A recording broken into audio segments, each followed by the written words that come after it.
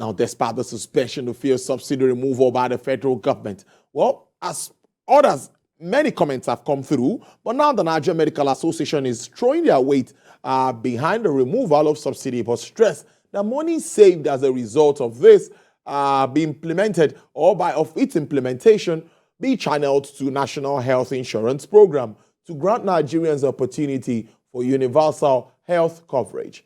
President of the NMA, Mr. Uche Ojenime, disclosed this at a meeting of the association in Taraba State. He said channeling money saved from subsidy removal to health programs will reduce expenditure of ordinary Nigerians and make health services more affordable and available to all Nigerians. Let's get talking about this suspension. On the other hand, they say it's not a suspension, it's to allow for a bigger committee to understand the issues surrounding this. But let me talk to a professional in this space. He's a partner, commercial and energy practice, Candelp. I'm Mr. Israel Aye. It's good to see you, and it's good to start the week with you on the program. Good afternoon, Mr. Israel. Good afternoon, Tolu. Thanks for inviting me. Well, I think I'd like us to start this way, of course, on a professional note, which you are. Give us some clarity of how the suspension or no suspension, getting a bigger committee to look at the issues, affects the effectiveness, the implementation, the actualization of the Petroleum Industry Act. Well, I mean, it would have been unfair to the incoming government to be foisted with such a program without the opportunity to determine how it would approach such a vexed issue. You know that the issue of the removal of PMS, subsidy on PMS, and the potential impact on prices at the pump, particularly in the main sort of urban centers, has both economic, political, and and social implications. So it stands to reason that this government, outgoing government, has done the right thing by essentially allowing the incoming government to determine when and how it will approach the subject of the removal of subsidies. That's really a very good way to start this conversation. But I'm still going to stay with the fact that, does this change anything with regards to the PIA, the extension? Well, absolutely not. And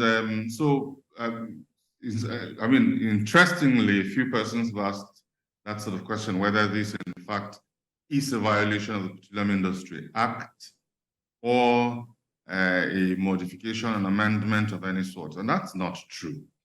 What it is that the Petroleum Industry Act provides a platform, a legislative platform for us to be able to deregulate, to remove subsidies and to deregulate the downstream.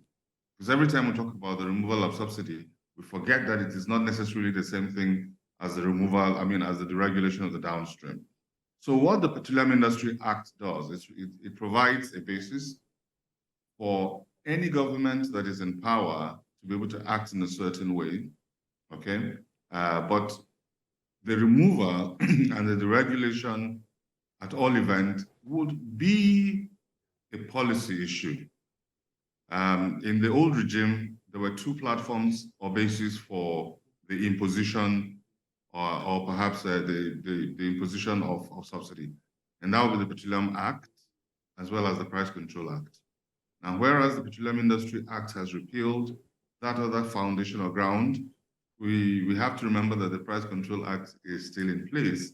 And so the president or the president with the Federal Executive Council at every point in time have a basis if they consider it expedient to continue to maintain subsidies with respect to any petroleum product for that matter.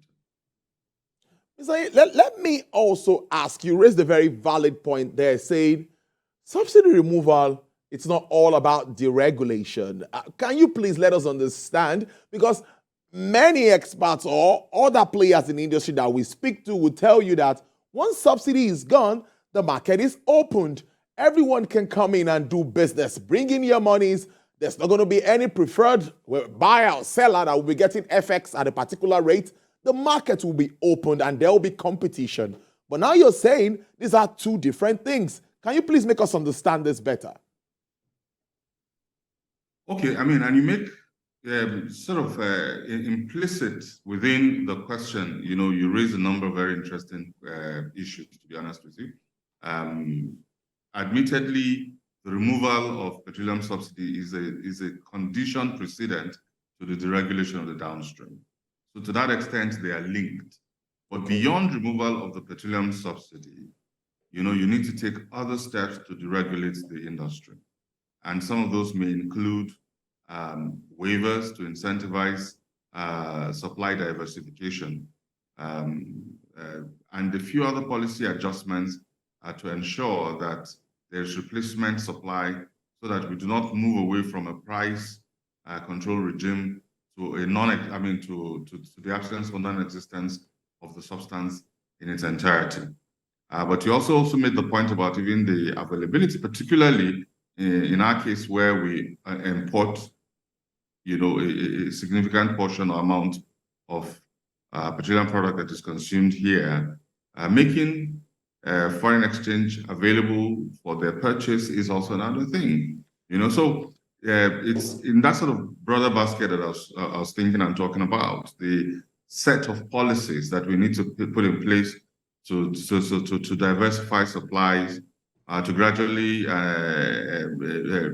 remove the control at the pump price, and to attain full market liberalization, is those set of policies that I was referring to as deregulation, as a distinct set of activities from just the removal of petroleum subsidy.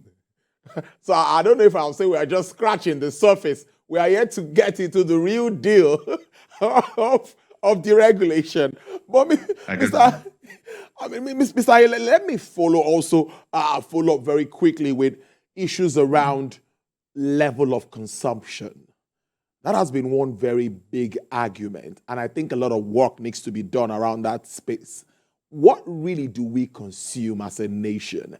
How do we make this as transparent as possible so that even if government continues to seek for funds to pay subsidy, we're paying for what is consumed in country?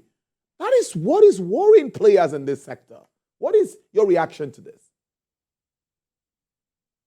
So again, Tolu, I think you have put your finger on a very vital part of the issue, which is, and again, I tell people that when we discuss or talk about subsidy, the removal of subsidy, the deregulation of the downstream, they're probably just symptoms of a bigger issue. Which bigger issue will just essentially is talking about probity and accountability in governance, effectively. Yeah. Now, it would be presumptuous of me as a private individual to venture a figure or a number in terms of what our daily consumption is. But there are studies out there that basically compare, that's comparing apples with apples, compares to similar environments in similar jurisdictions to us in terms of population, in terms of the mix of the population and where we are as a nation. And some of those include Pakistan, they include Indonesia. And the numbers that they post in terms of their daily consumption is about half of what we carry as our consumption. And that is when counting, number of vehicles in the country, the level of the economy, and everything else. So that on its face already indicates that there is an error in terms of the numbers we're carrying. And so it's bad enough that we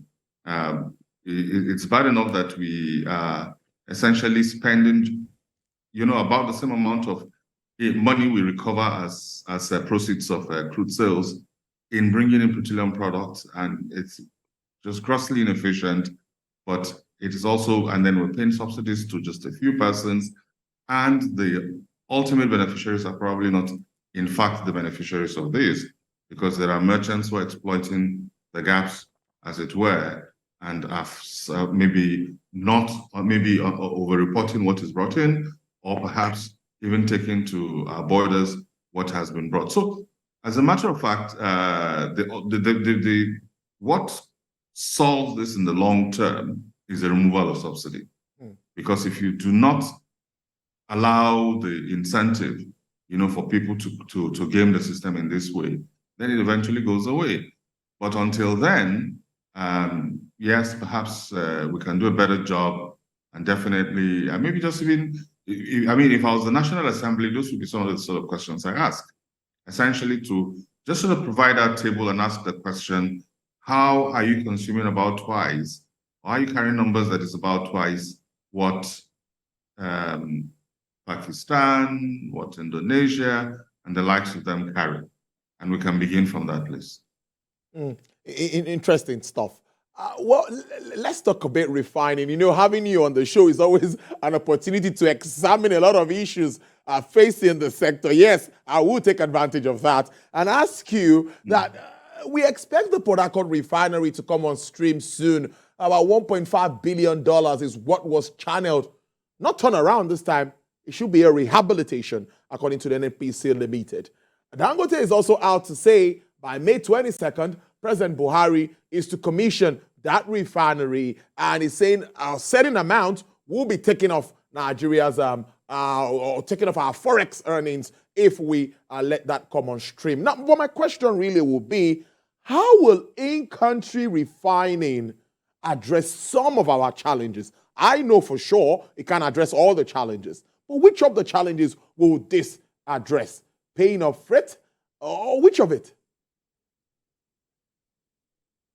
Okay, so it depends on how you build capacity with respect to in-country refining.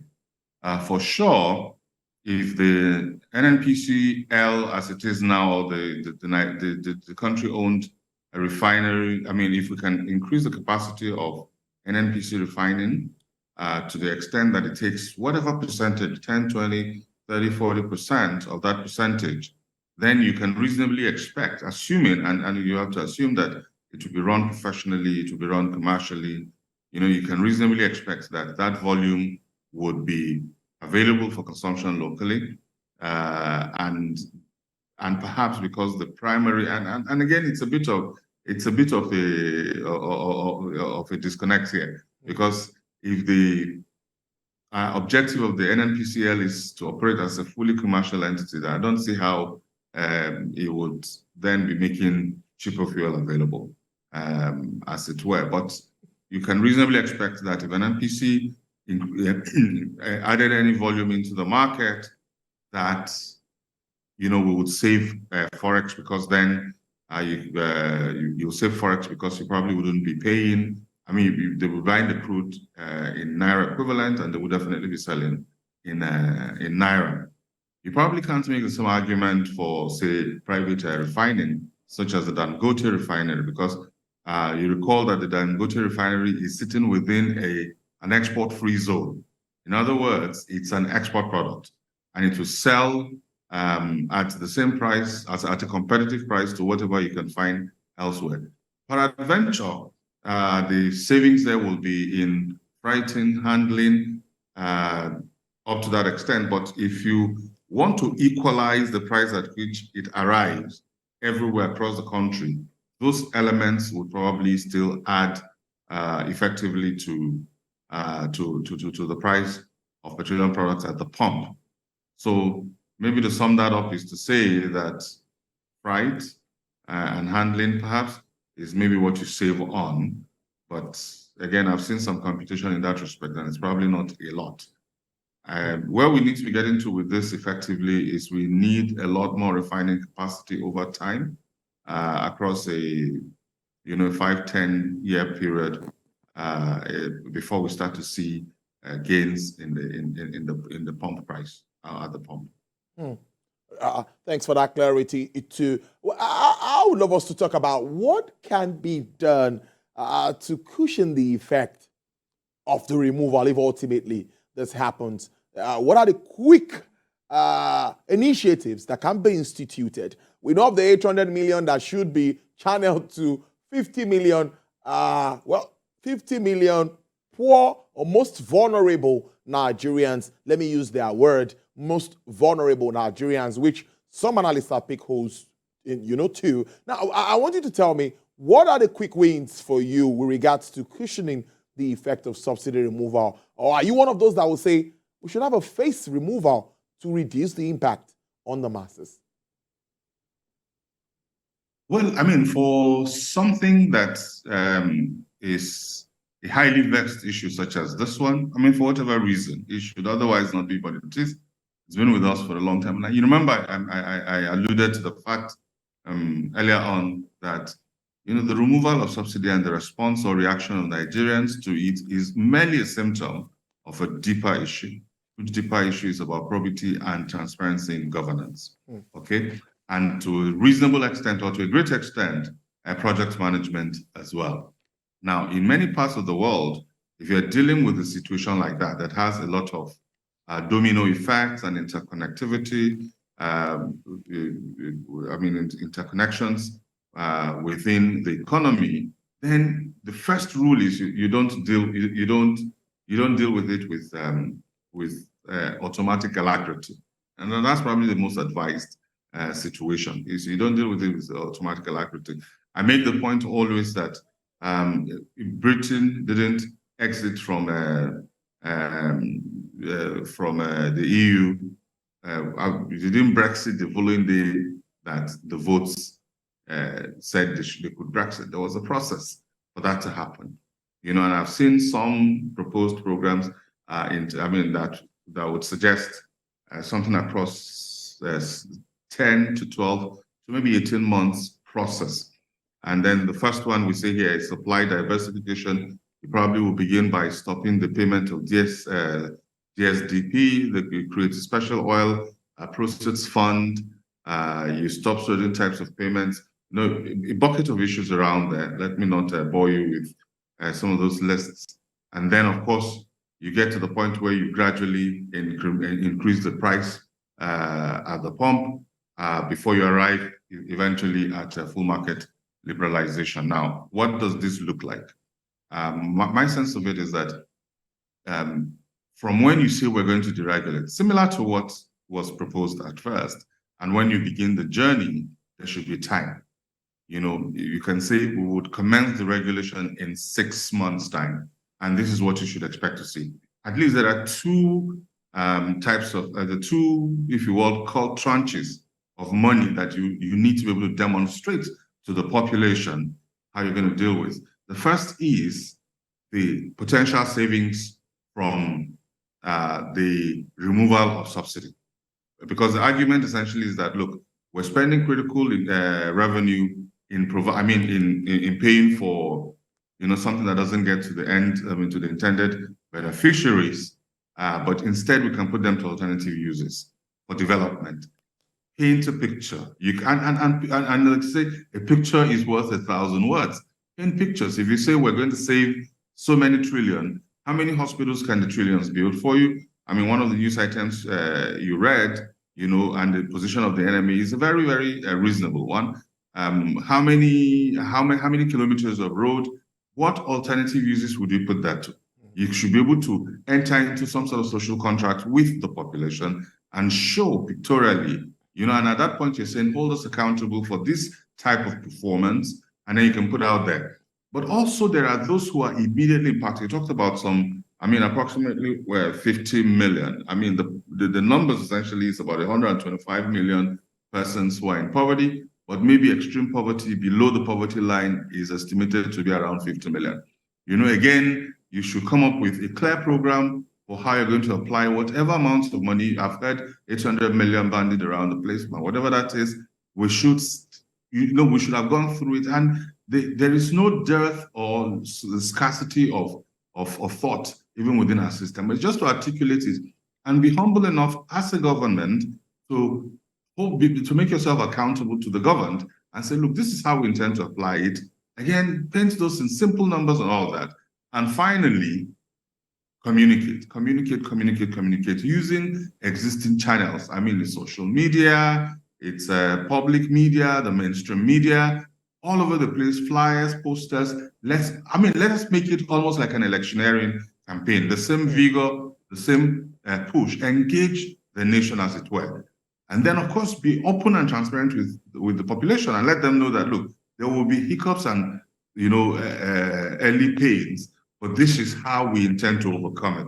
By the time you combine these issues with how you are, the plans you have, very critical concrete plan for expanding capacity and diversifying the supply base, then you probably will start to win people over, and then you'd get the political capital necessary to implement such a touchy issue.